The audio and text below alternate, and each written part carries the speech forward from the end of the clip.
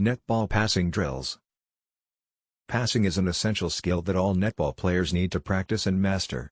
Without the ability to pass, it's impossible for a netball team to work together effectively. The following netball passing drills are all created to help netball players and teams to learn the proper and accurate passing techniques. Dizzy passing. To perform this drill, all players must form a circle with a passer positioned in the center. A ball should be given to the passer in the center of the circle and one of the players forming the circle.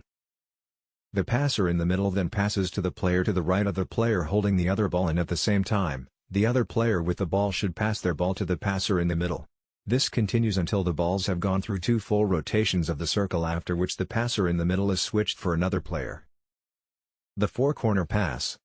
This netball passing requires 4 players to form a square with 1 player standing at each corner of the square.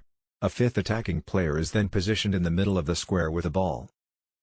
The attacking player must then drive, cut, and use the area inside of the square until they've passed and received from each corner player 2 times.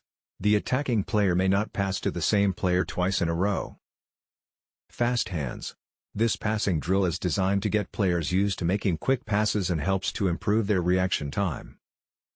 Pair up players and give a ball to 1 player from each pair. Have the other player standing a few yards away from them with their hands down by their sides and facing their partner. The player must then pass the ball to the second player, and as soon as it's being passed, the second player must quickly bring up their hands and catch the ball. The roles are then switched and the ball is passed back, and this continues on for several rounds. Seesaw. This drill involves 3 players and 1 ball. It's performed by positioning 2 players to the horizontal points of an imaginary tee. At the bottom of the imaginary tee stands the passer. The passer must then pass to the middle of the tee, where one of the other players must drive in for the ball and pass it back. They then drive back to their original spot. The player at the bottom of the tee then passes back, and this time the other player drives in and passes the ball back to the player at the bottom. The drill is then repeated several times before rotating positions.